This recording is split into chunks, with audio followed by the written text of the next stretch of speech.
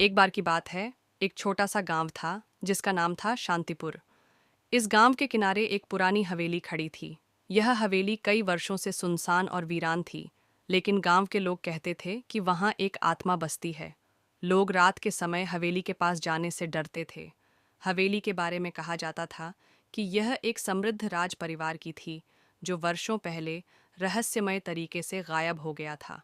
कई लोग इसके रहस्यों को जानने की कोशिश की, लेकिन कोई भी वहां से वापस नहीं आया।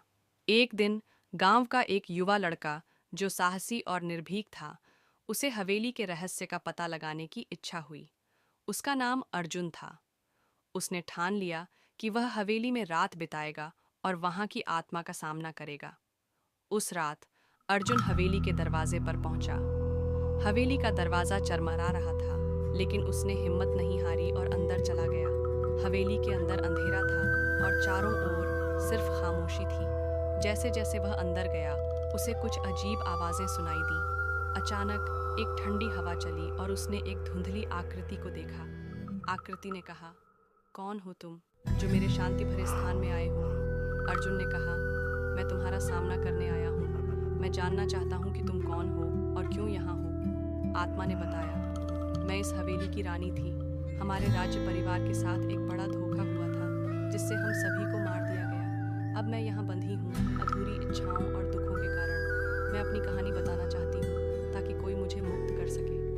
अर्जुन ने सहानुभूति दिखाई और आत्मा से उसकी कहानी सुनने का आग्रह किया।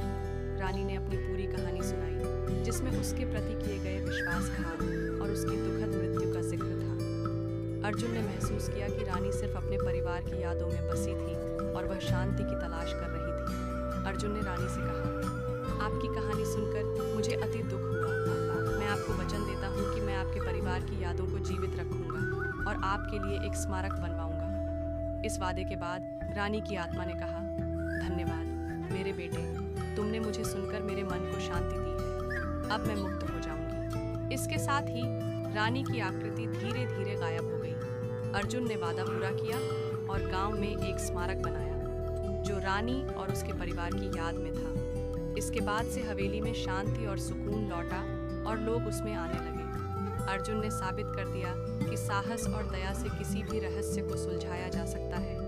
इस प्रकार रहस्यमय हवेली ने न केवल आत्मा को मुक्त किया, बल्कि गांव के लोगों के दिलों में भी एक नया विश्वास जगाया।